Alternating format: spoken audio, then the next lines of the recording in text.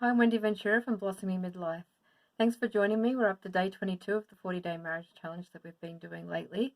The last week or so has been around communication issues, so that a lot of the challenges have been about strengthening and developing that skill of healthy communication. I'd love to hear how you've gone with that. If you've missed the previous challenges, I've left the link either above or below the video so that you can download the free PDF file. That's a complete listing of the 40 challenges. But today we're sort of following on from yesterday's topic of values, which was exploring both common and individual values. And today we're talking about the needs that may arise from having those values, and then having clear communication about any boundaries that we need to have around those needs that we can then discuss with our spouse. So the challenge is to identify at least one need that's been arising for you, and go back over yesterday's exercise if you need clarity on that, and then working out what boundaries you need to have around that need and being able to communicate that with your spouse. So our boundaries are really just personal guidelines about what we are prepared to accept or not accept in our relationship. And it's really helpful for our spouse because it helps them to be able to care for us and respect us in ways that they may not otherwise understand unless we're able to communicate it with them. So as I mentioned yesterday, I do have a value around peace and certainty. And from that, one of my needs is that I need to have quiet, relaxing time. And especially at the end of the day, I just like to be able to wind down and have like a bedtime ritual that helps me to be able to get to sleep better. And so some boundaries that I have around this, that I've told my husband, that once I'm in bed, after a certain time at night, I prefer not to talk about any stressful problems or challenges. That I'm more than happy to do it during the day or to save it for the next day. But once I'm in bed, that's my chill out time. So another example of a very simple boundary might be, if you're in the bedroom and the door's shut, that you don't wish to be disturbed unless it's something urgent, of course.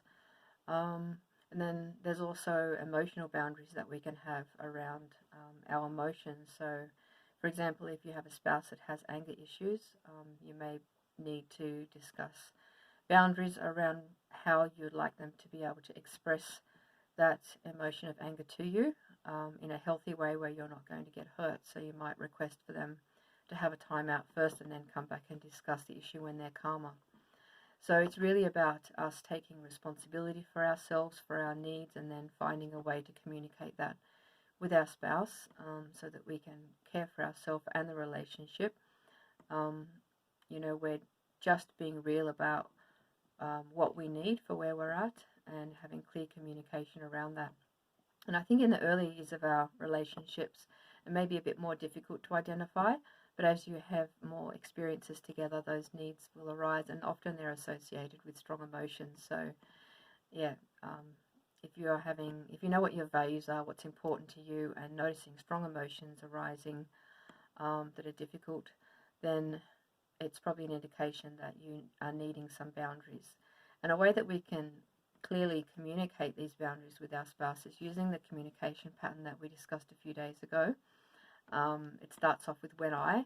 So with the example that I've given, I would say something like, when I'm winding down at the end of the day and I'm in bed and you want to discuss problems, and then the second line is I feel. So I would feel frustrated and stressed because I like to relax and wind down at the end of the day, and sometimes that affects how I'm able to go to sleep.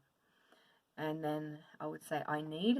So I need to discuss all problems and stressful issues earlier in the day so that I can enjoy peace at night and just enjoy, your company in bed and reflecting on things that I'm grateful for from the day. So just try to be patient and gracious with your spouse, because often when we try to adopt a new pattern of behavior, it can take time, and we need to gently remind them and repeat this exercise. I think the first time I mentioned this to my husband, I think he thought it was just for that night, and then a few nights later again, he would bring something up and I'd have to remind him again. And this happened several times until now he knows when I'm in bed, that's my chill out time. Don't even bother trying. Save it for the next day. So it's really a great way to take responsibility, take initiative for your own needs, to be able to express what your needs are to your spouse so that they can also respect and care for you, and to know what boundaries you have around that so that those lines are really clear. And yeah, I think sometimes we think that our spouse is a bit of a mind reader, or that we expect them to know what we need and to know what our boundaries are. But it's always really good to be able to communicate it clearly and just bring clarity to that so that we're helping them to be able to best care for us, and vice versa. It works both ways.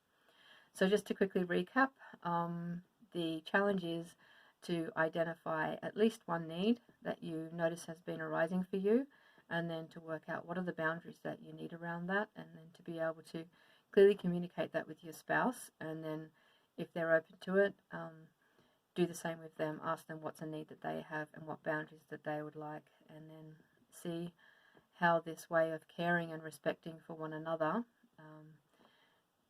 according to your each unique and common values and needs, will make a difference to your relationship. I'd love to hear how you go, and I'll see you back here tomorrow. Bye for now.